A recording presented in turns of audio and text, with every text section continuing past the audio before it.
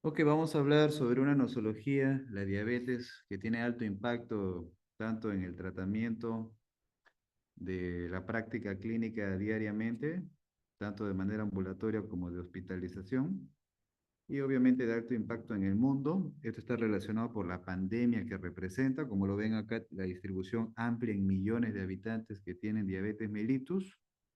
Y normalmente las predicciones, como lo ven acá, normalmente duplican lo precedente.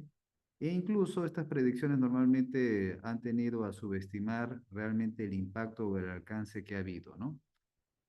Como lo ven acá, lo predicho para el 2040 compromete a más de 642 millones de personas que tienen diabetes. Hay unas zonas altamente endémicas, como ya se dan cuenta acá, por ejemplo, a nivel de la India. Hay otro tipo de pandemia que está muy vinculada en relación al consumo de la dieta occidental, que involucra grasas saturadas, comidas de azúcar altamente refinados y de absorción simple, y que normalmente pueden estar asociados y que también tiene una distribución pandémica, ¿no?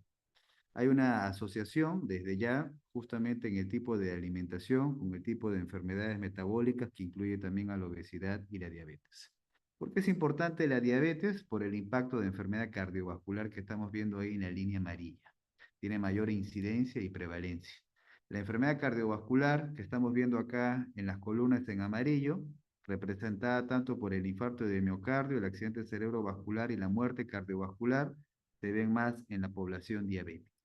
Pero identifiquemos previamente la manifestación sindrómica. Tenemos un síndrome hiperglicémico, el cual clásicamente lo identificamos con estas 5 Ps. Empezando por la poliuria. ¿Por qué hay poliuria fisiopatológicamente?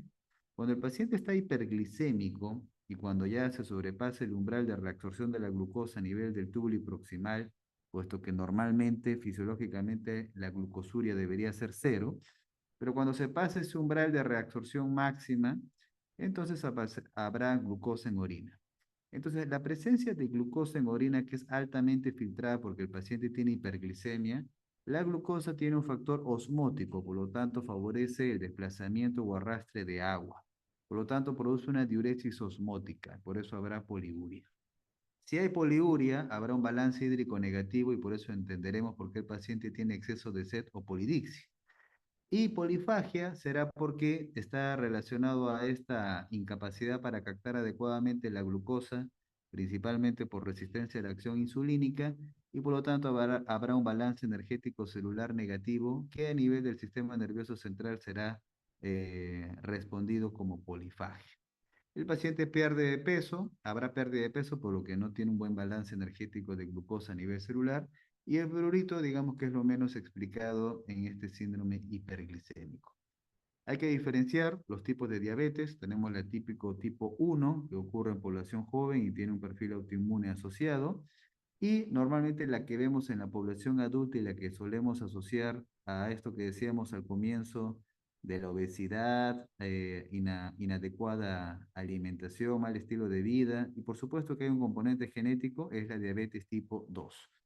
Por supuesto que hay otras alteraciones genéticas que también puede llevarme a diabetes, como lo ven ahí, defectos genéticos de las células beta, de la acción de la insulina, alteraciones del páncreas exocrino.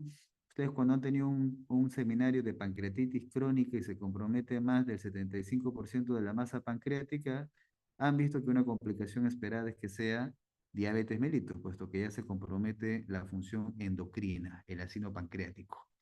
Las endocrinopatías múltiples como el incremento de la hormona de crecimiento, del cortisol, estados de hipercortisolismo. Estos estados normalmente, estas hormonas tienen una acción contrainsular y por lo tanto son hiperglicemiantes. Así que en estas endocrinopatías no sorprende que haya prediabetes o diabetes.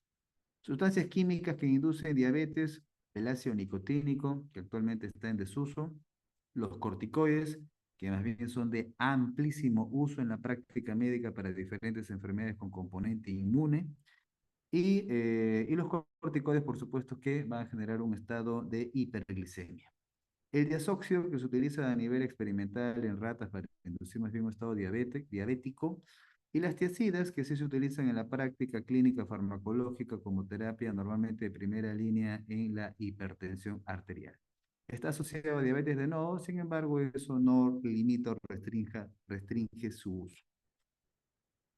Otras causas que pueden producir diabetes o un síndrome hiperglicémico, tenemos infecciones, la rubiola congénita o el citomegalovirus, puesto que el epítope antigénico de estos virus se puede compartir con una secuencia de epítope antigénico de las proteínas a nivel del páncreas, de las células beta, y la reacción de anticuerpos puede tener una respuesta cruzada que puede dañar a nuestros propios islotes. Y algunos otros síndromes, como están viendo acá, también puede asociarse a diabetes mellitus. Lo clásico es la del tipo 1 y la del tipo 2. Tipo 1, población joven; tipo 2, población adulta. Más común es la cetosis en el tipo 1, y esto, si se les preguntase por qué, tendrían que irse acá, porque el paciente diabético tipo 1 tiene un estado de insulinopenia absoluta. En cambio, el tipo 2 es relativa. ¿Ok? Muy bien.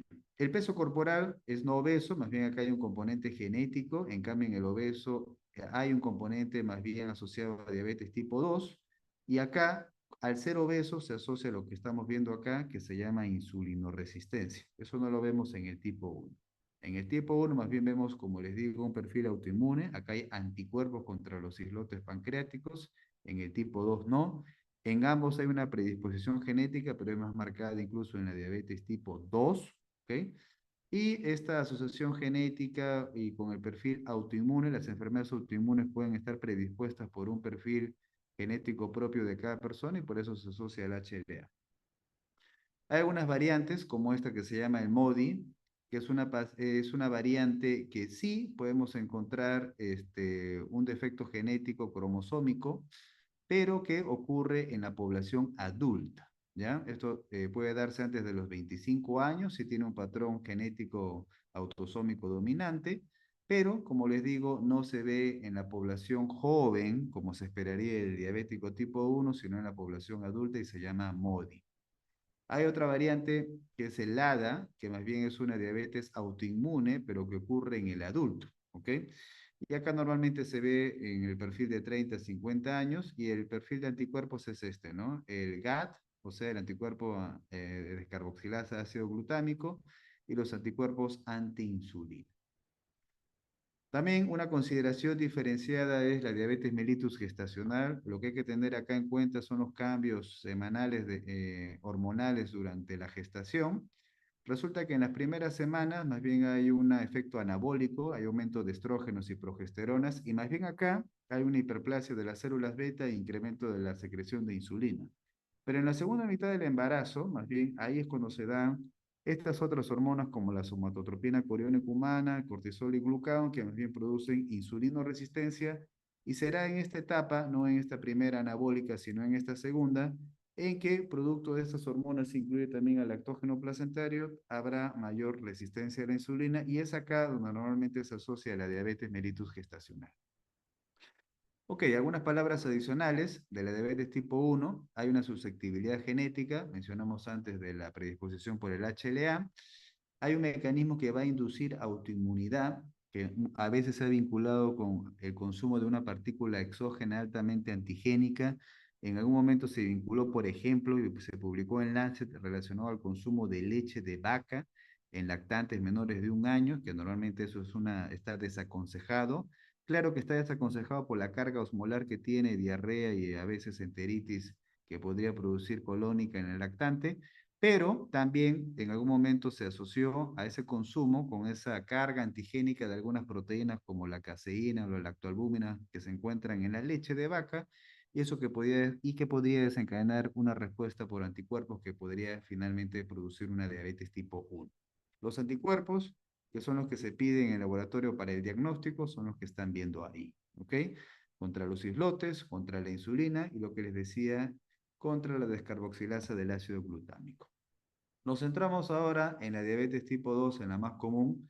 Esta, por si acaso, es poligénica, es multifactorial, y lógicamente, si bien hay un factor genético, en realidad lo que suma acá es el factor ambiental. Por algo enfatizamos desde el comienzo con el tema dietario.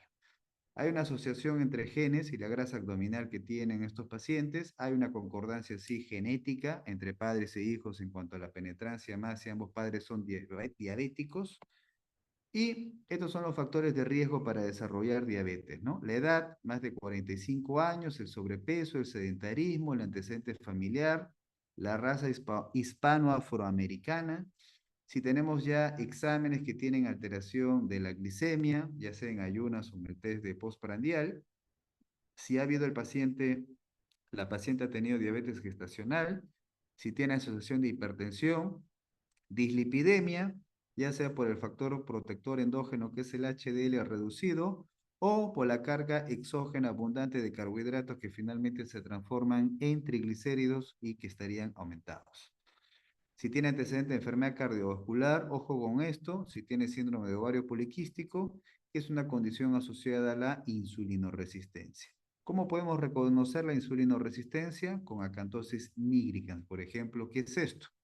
Estas máculas hiperpigmentadas que se ven en esta zona de pliegue que pareciera que le faltara un baño al paciente es acantosis nigricans, que lo podemos ver también en los codos. Y en el síndrome ovario poliquístico, lo que se ha asociado es que la hiperinsulinemia aumenta la producción de andrógenos ováricos. ¿Ok? Además, propiamente en el mecanismo de androgenización parcial que se ve en el síndrome de ovario poliquístico, en la que las personas tienen hirsutismo y acné, las mujeres, se ha visto que la insulina más bien puede promover la síntesis de inhibe la síntesis de globulinas de hormonas sexuales y eso hace que aumente el nivel de testosterona. Muy bien, entonces esta es la analítica con la cual clásicamente se hace el diagnóstico. En ayunas lo normal es que sea menos de 100 y si le haces un test de tolerancia a la glucosa, esto es darle de administrar una carga de 75 gramos de glucosa al paciente y ver cuánto tiene de glicemia a las 2 horas. Lo normal es que sea menos de 140, pero en el diabético, en ayunas es mayor o igual a 126 y si le haces este test de tolerancia será mayor o igual a 200. Si no le haces el test de tolerancia y el paciente tiene síndrome hiperglicémico y es más de 200, también haces el diagnóstico. Y ya desde hace varios años se introdujo el corte de hemoglobina glicosilada por encima de 6,5%. Si el paciente más bien está entre un rango intermedio, entre 100 y 126, se le considera prediabetes, o si está entre 140 y 200, se le considera también prediabetes. Puede ser que lo tenga alterado en ayunas o el test de tolerancia, o puede ser que esté alterado ambos. Es lo mismo que estamos viendo acá, diabetes mayor o igual a 126 y con el test de tolerancia mayor de 200. Muy bien. Entonces, en la fisiopatología, mucho se habla del trastorno en la que en algún momento, en efecto, la célula beta producirá menos insulina. Por otro lado, también se habla que la célula alfa produce un exceso de glucagón que también tiene acción hiperglicemiante. Y por lo tanto, el paciente podría tener hiperglicemia. La fisiopatología actualmente se centra más bien en esto último, en la insulinoresistencia, en la menor capacidad para captar la glucosa. Entonces, fíjense acá, esta es una relación en la que estamos viendo la liberación de la insulina versus su sensibilidad, ya que nos debemos de centrar inicialmente en eso, en la resistencia a la insulina. Y resulta de que un paciente, por ejemplo, obeso, se supone que tiene menor sensibilidad a la insulina, o sea, tiene más resistencia. Entonces, supongamos acá, tenemos un paciente bueno, la respuesta normal es de que si tú tienes por alguna razón que la sensibilidad de tu insulina se va reduciendo, ¿ok? De manera inversamente proporcional, como estamos viendo acá, la liberación de insulina aumenta, o sea, se compensa, ¿ok? Y eso es lo normal. Si ese factor, digamos que es la obesidad, o vas teniendo sobrepeso, o estás muy sedentario y ya no haces ejercicio, etcétera, tu sensibilidad a la insulina va a reducirse. ¿Y cómo compensa tu organismo? Secretando más insulina por tu célula beta. Así es que en algún momento podría ser que tengas el gordito feliz porque todavía tiene la capacidad compensatoria de la liberación de insulina. Sin embargo, si los factores de riesgo se agravan, la obesidad aumenta o le suman otros factores que incluyen el mismo estilo de vida y dietario u otros, entonces al final el paciente perderá esta relación normal y migrará hacia un estado de intolerancia a la glucosa o finalmente de diabetes mellitus, en la que la sensibilidad a la insulina estará aún más reducida y la capacidad de liberar insulina también se reducirá. Entonces, esa insulinoresistencia, por ejemplo, se ha vinculado a esto, la circulación de ácidos grasos libres. Los ácidos grasos libres, ustedes deberían de recordar de fisiología, normalmente no están libres en la circulación. Normalmente un ácido graso como tal solamente debería ser transportado con como lipoproteína. Pero en la fisiopatología, por supuesto de que puede darse un factor que contribuya que hayan ácidos grasos libres y eso en efecto se ha asociado a la menor captación de glucosa, tanto por las principales células del organismo, que son las células musculares, como las células del tejido adiposo. Además, que el ácido graso libre interviene en la neoglucogénesis, ¿ok? Es una fuente prima para la producción de glucosa y afecta la secreción de insulina. Así es que mucho se habla de la obesidad. En la obesidad se ha descrito, por ejemplo, defectos postreceptores dependientes de la tirosinoquinasa que genera resistencia a la insulina. La respuesta inicial podría ser hiperinsulinismo, pero recuerde que también está descrito un fenómeno de down regulation en la que si tú tienes más sustrato, tendrás luego menor receptores. Esta obesidad principalmente se ha asociado no a la obesidad subcutánea, sino a la obesidad visceral, como están viendo aquí. Y en ese caso, la hiperinsulinemia no solamente está asociado a la diabetes, sino puede estar asociado a la hipertensión arterial. Por eso es que estas coenfermedades relacionadas a la disfunción endotelial pueden estar asociadas. ¿Qué pasa en los pacientes que tienen hiperinsulinemia? Puede incrementarse la actividad simpática, la retención de sodio a nivel del túbulo proximal y la insulina, por ser mitogénica, puede generar remodelación vascular y aumento de la resistencia vascular periférica e hipertensión arterial. Otras alteraciones precoces descritas en los pacientes con diabetes es la alteración de la secreción de la insulina, que normalmente en fisiología recordemos que es una secreción bifásica, ¿no? Una rápida, luego del estado postprandial inmediata a los 5 minutos, es un pico hasta en 10 veces, luego se va reduciendo y a los siguientes 15 minutos alcanzamos luego la segunda fase que alcanza una meseta. ¿Qué es lo que estaríamos viendo acá, lo normal en la línea azul? Pero en el paciente diabético resulta que hay una amputación de este primer pico de secreción pulsátil inicial de insulina. Ese también es un cambio precoz. Así que resulta que en el tiempo, con los diferentes factores de riesgo, yo puedo encontrar diferentes cambios metabólicos. En el tiempo, por ejemplo, acá estamos viendo al paciente obeso, luego tiene intolerancia a la glucosa, luego tiene hiperinsulinemia, incluso luego puede evolucionar un estado ya de déficit de secreción de insulina. En estos, en el tiempo, la glucosa será incrementando. ¿Ok? La captación de la glucosa por las células, como estamos viendo acá ahora, se irá reduciendo. Y el nivel de insulina puede ser oscilante. Cuando te llega por primera vez un paciente y atraviesa la puerta del consultorio y es diabético, puede ser que esté en esta primera etapa en la que todavía tiene una capacidad compensatoria de hiperinsulinemia, o puede ser que la célula beta ya se fatigó, el reservorio ya se va agotando y más bien alcanza un estado de hipoinsulinemia. Así que será variable. Siguiendo la secuencia de la descripción patogénica de la obesidad y el tejido adiposo, hay que hablar de lo que se ha estudiado concerniente a ello. Por ejemplo, se ha estudiado la lectina. ¿Por qué?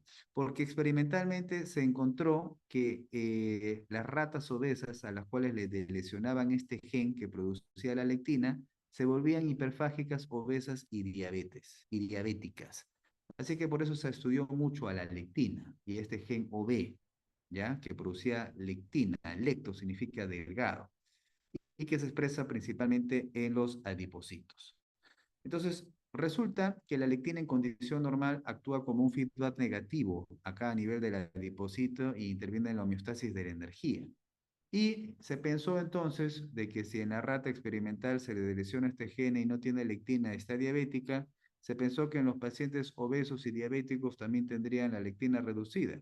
Pero en realidad lo que se encontró es que la lectina en los pacientes, en las personas, estaba aumentada y más bien ahí lo que ya se postuló fue que eso se asocia a una resistencia a la lectina.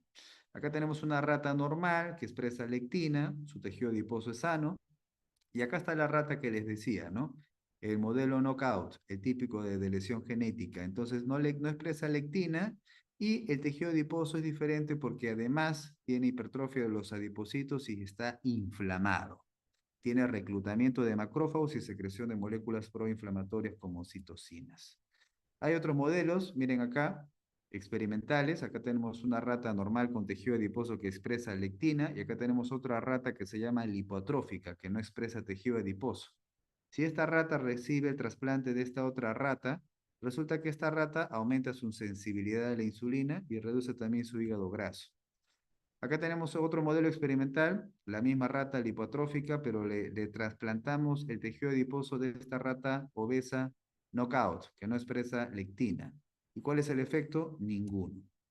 Ahora, si le trasplantamos el tejido adiposo de esa rata, pero además le administramos exógenamente lectina, se recupera esa capacidad de sensibilidad a la insulina y menor hígado graso.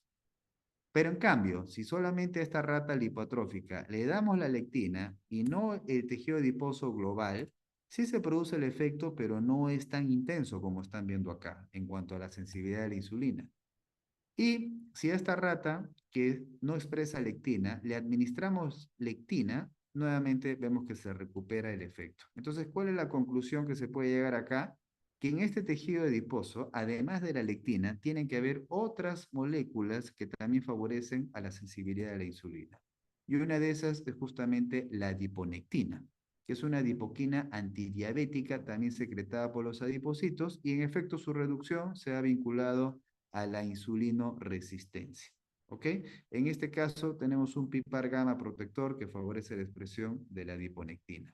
Entonces, hay moléculas que son más bien prohiperglicemiantes en el tejido adiposo y hay otras que son antihiperglicemiantes como la lectina y la adiponectina de la que estamos hablando. En cambio, las prohiperglicemiantes, además de las citocinas, hay otras como la resistina. Ok, entonces acá estamos viendo que el paciente diabético atraviesa diferentes etapas, la resistencia de la insulina va aumentando y progresando, los niveles de insulina van cambiando, hay factores de riesgo, ya los hemos mencionado, el paciente luego hace prediabetes y finalmente diabetes, y cuando ya se establece la enfermedad, ya se agregarán a largo plazo los mecanismos de glucotoxicidad y de lipotoxicidad. Y esto va a generar ya daño vascular tanto microangiopático como macroangiopático. Hay complicaciones agudas como la cetoacidosis diabética, el estado hiperglicémico y hiperosmolar y la hipoglicemia que en realidad está más relacionada a la terapia. Y las complicaciones crónicas microvasculares, retinopatía, neuropatía, nefropatía y las macrovasculares son las cardiovasculares que también pueden acabar en la gangrena, pie diabético y amputaciones. Mencionemos algo de las complicaciones agudas. La cetoacidosis diabética y el estado hiperglicémico hiperosmolar. Tienen mecanismos en común, pero también se diferencian. Por ejemplo, la cetoacidosis diabética es una triada. Por un lado, hiperglicemia, más de 250 miligramos por decilitro, hay acidosis metabólica y hay presencia de ketosis, de cuerpos cetónicos. Los mecanismos que tienen en común estas enfermedades es que, en efecto, hay una reducción de la insulina. Si tú tienes una reducción de la insulina y tu célula no capta glucosa, tendrá que haber una acción hiperglicemiante mediada por otras hormonas y por eso estas aumentan. Y además habrá aumento de la gluconeogénesis, de la glucogenólisis, lo cual genera hiperglicemia. Entonces, ¿en qué pasa en la cetoacidosis diabética? Antes, recordar que normalmente en condiciones fisiológicas o sanas, para la síntesis de ácidos grasos requieres esta enzima que se llama malonilcoenzima A. ¿Ok? Y normalmente, para la oxidación, normalmente, si tú más bien ahora lo contrario, tú quieres ahora utilizar tus ácidos grasos como fuente de energía, normalmente tienes que utilizarlo a través del transporte de la carnitina. Entonces, la malonilcoenzima A, si va a sintetizar, ya no va a consumir o oxidar los ácidos grasos. Por lo tanto, esta malonilcoenzima A, además de sintetizar, inhibe esta vía de la carnitina que se encarga del consumo de la oxidación. Eso es lo que sucedería en condiciones normales si tú más bien quieres sintetizar ácidos grasos, ¿ok? Inhibes más bien a la vía de la carnitina. Pero ¿qué pasa en la cetoacidosis diabética? En la cetoacidosis diabética más bien está exacerbada la vía de la carnitina, o sea, de la carnitina aciltransferasa. Y al estar exacerbada la vía de la carnitina, se va a producir más acetilcoenzima A que se va a betoxidar y va a producir más cuerpos cetónicos. ¿Por qué se produce eso? Porque hay una disminución de la malonilcoenzima A. ¿Ok? Así es que en la fisiopatología de la producción de cuerpos cetónicos, lógicamente, si vamos de adelante hacia atrás, los cuerpos cetónicos vienen de la betoxidación, del exceso de producción de acetoacetato, de acetilcoenzima A, y esto a su vez de la vía de la carnitina palmitilaciltransferasa, la cual a su vez ha tenido que estar promovida ya que hubo una reducción de su inhibidora que es la malonilcoenzima A. ¿Ok? Muy bien. Entonces, aquí en la cetoacidosis diabética tienes presencia de cuerpos cetónicos y el exceso de cuerpos cetónicos produce acidosis metabólica. Ahora, ¿qué otra diferencia importante hay acá entre esta enfermedad, la cetoacidosis diabética y el estado hiperglicémico hiperosmolar? La diferencia es esto, la deficiencia de insulina. Resulta que la deficiencia de insulina en la cetoacidosis diabética es absoluta. En cambio, en el estado hiperglicémico hiperosmolar es relativa. Si es absoluta, lógicamente se entiende de que tu glucosa ya no puede ingresar a la célula porque no tienes insulina. Si no tienes cómo captar glucosa y el organismo necesita glucosa, se supone que vas a estimular mecanismos que pueden incluir la gluconeogénesis, la glucogenolisis y la lipólisis, que justamente se va a exacerbar en este caso, y esa va a ser la fuente de la movilización de ácidos grasos y la oxidación a través de la carnitina y la producción de cuerpos cetónicos. Así que por eso el mecanismo claramente se entiende. Si tú tienes insulinopenia absoluta, habrá lipólisis y habrá ketosis. En este estado hiperglicémico hiperosmolar, en cambio, hay una deficiencia de la insulina, también va a haber glucogenolisis, neoglucogénesis y también habrá hiperglicemia. En este caso, la hiperglicemia será mucho más acentuada. Y al ser más acentuada, habrá más glucosuria, más diuresis osmótica y habrá más deshidratación. Y al haber deshidratación, habrá aumento de la osmolaridad. Nuevamente acá, cetoacidosis diabética, glucosa más de 250, hay pH reducido, hay acidosis metabólica y cuerpos cetónicos positivos. En cambio, en el estado hiperglicémico hiperosmolar, como les digo, la hiperglicemia es más acentuada, más de 600. Y al tener más hiperglicemia, más glucosuria, más diuresis osmótica y más deshidratación, perderás más agua. Al perder más agua, en el plasma se concentra el principal catión del extracelular, que es el sodio. Y al aumentar el sodio, entonces aumenta también la osmolaridad. Ustedes deben de recordar que los valores normales son 290 más menos 10, digamos 300. Acá la osmolaridad aumenta a más de 320. Por eso se llama estado hiperosmolar. Y el estado hiperosmolar, como están viendo acá, mientras va incrementándose, se va asociando a deterioro de la conciencia que puede llegar hasta el coma. Por eso es que años atrás se definía esta enfermedad como coma diabético. Actualmente ya no se le define como tal, puesto que el paciente puede tener no solamente coma, sino otro tipo de alteración del estado de la conciencia como estupor o obnubilación, o puede estar agitado. ¿Ok? Y todo eso se asocia a incremento de la osmolaridad. Muy bien, complicaciones crónicas. Hay todas estas alteraciones. Vamos a verlas. Alteraciones hemorreológicas, o sea, relacionadas a la circulación. Para el flujo de sangre se requiere el radio, la presión de perfusión y la viscosidad. Resulta que esto se puede afectar como la viscosidad porque el diabético tiene menor deformabilidad eritrocitaria, está incrementada la agregación plaquetaria y está aumentada la adhesividad. Y todo eso puede fomentar problemas en la microcirculación. Productos de glicación avanzada. ¿A qué hace referencia? A glicaciones no enzimáticas. En la biología celular, normalmente una célula se puede comunicar con otra a través de glucosiltransferasa, o sea, la glicación enzimática por si acaso es normal, pero en este caso es no enzimática y se puede dar con diferentes sustancias que puede incluir a las proteínas. Si incluye, por ejemplo, a las proteínas, el grupo amino se le llama base de Schiff. Y cuando tenemos proteínas estables, ya sea de glicación temprana, se le llama producto de Amadori, y si involucra la hemoglobina, será hemoglobina glicosilada. ¿Ok? La hiperglicemia se asocia a oxidación. Miren, el incremento de la glucosa puede generar productos de glicación avanzada, como ya estamos viendo, y esto genera incremento del factor nuclear kappa beta, que es el principal factor de transcripción nuclear proinflamatorio del cuerpo. Hay otra vía que acá se devela que es el sorbitol, el cual se incrementa y esto a su vez reduce el fosfatidilinositol, el cual depleta el NAT, que normalmente es un antioxidante. Y por otro lado se activa el diacilglicerol, que aumenta el calcio intracelular y esto aumenta, reduce además la disposición de óxido nítrico y también incrementa la vía de la fructosa 6-fosfato, la cual por la vía de las exosaminas genera depósito de matriz extracelular.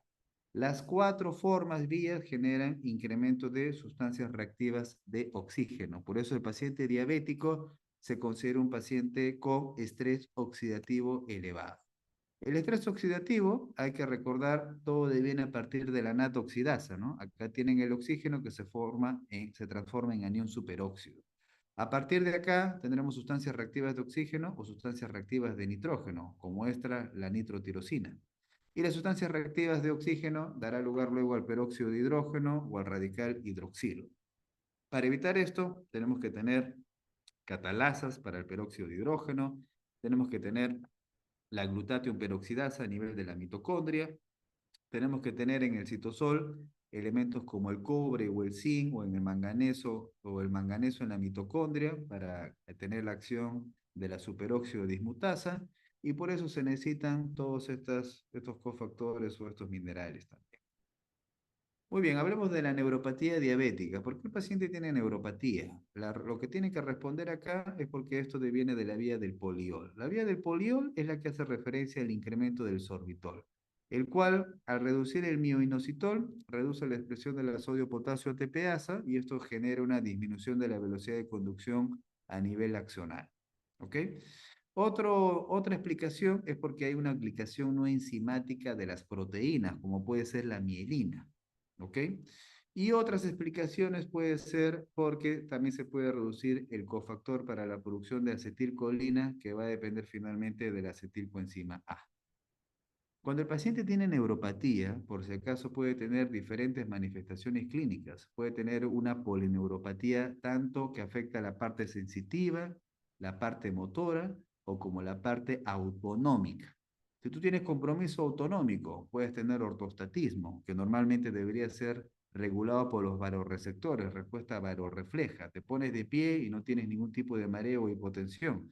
Pero en el paciente diabético sí lo habrá, por eso está con neuropatía autonómica y habrá ortostatismo. La misma explicación de alteración o disfunción autonómica vagal va a explicar la gastroparesia diabética o la diarrea nocturna que se suele ver. O también podremos tener algo focal como moneuropatía o moneuropatía múltiple. El pie diabético. El pie diabético depende tanto de un factor angiopático como de un factor neuropático.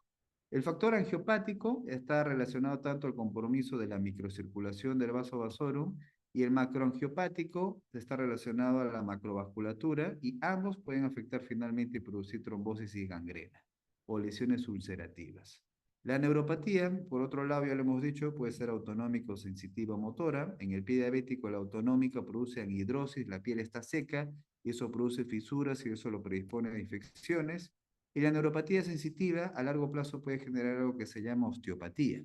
Tú cuando estás de pie, normalmente de manera inconsciente cambias de posición, ¿no? La rodilla la cambias, asientas más en la otra, etcétera. Pero en el paciente con neuropatía sensitiva a largo plazo no tiene ese mecanismo y por lo tanto al final hacen posturas viciosas y eso genera microtraumas y deformación a nivel de las articulaciones y a nivel óseo. Y esto generalmente va a generar deformación en el pie y eso va a contribuir al pie diabético. La neuropatía motora aumenta la deformabilidad por la atrofia muscular. Y esto finalmente puede generar ulceración y pie diabético y lamentablemente puede acabar en amputaciones. La oftalmopatía diabética puede ser tanto proliferativa, que hace referencia a la neoformación de vasos, neoangiogénesis, o no proliferativa, ¿no? Normalmente acá nos estamos centrando en la retina, pero la oftalmopatía diabética compromete diferentes alteraciones, que puede ser el glaucoma, que puede ser cataratas, que incluso es más frecuente, o como estamos mostrando acá, retinopatía, ¿ok? Entonces, esta retinopatía proliferativa, como consecuencia de esta neoproliferación, esto a veces puede generar una ruptura de estos vasos y finalmente producir exudados, que son los que estamos viendo acá, o incluso de manera ya más complicada se puede producir un desprendimiento de la retina por una hemorragia. Entonces, parte de la medicación es bloquear justamente algunos factores promotores de esta neoangiogénesis, como el BEF, y que es parte de la terapéutica que puede utilizar un oftalmólogo hoy por hoy. Y finalmente, la nefropatía diabética. La diabetes es la causa más frecuente en el mundo de enfermedad renal crónica. La enfermedad renal crónica atraviesa diferentes estadios, básicamente relacionados con la pérdida de proteínas, que parte desde lo microscópico hasta lo macroscópico o incluso puede llegar al rango nefrótico. Los cambios incluyen hiperfiltración y, en efecto, la albuminuria. ¿Qué vamos a encontrar en un riñón con diabetes? A largo plazo, depósito de matriz extracelular, engrosamiento de la membrana basal, expansión mesangial, y esto a largo plazo evoluciona a degeneración renal, o sea, glomerulosclerosis y fibrosis tubulointersticial. Si un paciente tiene nefropatía diabética, ya se considera una enfermedad microvascular crónica a largo plazo, y el 90% de pacientes también ya tienen retinopatía. ¿Ok? Si bien es cierto, en la patología a veces se describen los nódulos de Kilmerstein-Wilson, esto por si acaso solo aprecian en el 40-50% de pacientes con proteinuria. Estos son los cambios: engrosamiento de la membrana basal, expansión de la matriz mesangial, cambios que se pueden ver en la nefropatía diabética. Estos cambios han sido promovidos por la fuga de albúmina, la microalbuminuria, ¿ok? La cual se puede glicar y puede actuar como una proteína antigénica, la cual puede generar las sustancias reactivas de oxígeno y injuriar a las células de alrededor. Entonces, todas estas sustancias que en un momento habíamos descrito, a su vez también pueden promover esta citoquina proinflamatoria profibrótica, que es el factor de crecimiento transformante beta, el cual, como en una clase explicamos, aumenta la producción de colágenos que normalmente no se degradan por las colagenasas y reducen el colágeno que normalmente sí se degrada, y esto genera mayor depósito de fibrosis y de material extracelular. Resulta de que los productos de glicación avanzada también tienen un receptor y se expresa en el podocito. Y esto finalmente puede promover todos estos mecanismos, ¿no? Incremento de las proteínas quimioatrayentes del monocito, lo cual genera más disposición de radicales libres. Puede generar incremento del factor nuclear kappa beta o de la molécula que mencionamos, que era el PEG. Y finalmente apoptosis. Entonces acá estamos viendo un podocito, estamos viendo el endotelio, la membrana basal interpuesta. Cuando hay hiperglicemia, todos estos elementos o vías se están elevadas, que generan incremento de la carga oxidativa. Por otro lado, aumento del factor de crecimiento transformante beta, el cual también reduce la expresión de la nefrina. Y esto lo habíamos explicado, que afecta a la barrera de filtración glomerular. El depósito de colágeno, lo vamos a ver acá. Acá tenemos el podocito que tiene el receptor del producto de glicación avanzada, con los efectos que ya hemos mencionado. El factor nuclear kappa beta, que genera moléculas quimioatrayentes. Los productos de oxidación avanzada. El receptor AT1, la reducción de las integrinas alfa 3 y beta 1 que pueden producir podocituria y proteinuria. Y la promoción de esta molécula, que es el BEF, que a nivel del endotelio va a generar aumento de la permeabilidad. Además, estimula el factor de crecimiento derivado de las plaquetas, que en las células mesangiales también promueven a esta quimiosina. Le agregamos acá que la albúmina está glicada, y esto genera como molécula antigénica más inflamación. Y le agregamos los problemas de la microcirculación, que afectan la viscosidad, la rigidez eritrocitaria y a hipertensión. También asociado a la misma hipertensión, a la hiperlipidemia, y todos estos factores finalmente generan albuminuria. Y la albuminuria es el biomarcador inicial con el cual identificamos un paciente con nefropatía diabética, que si eso va progresando, finalmente evolucionará la enfermedad renal crónica. Muy bien, eso es lo que teníamos que revisar. Si tuvieran alguna pregunta, adelante.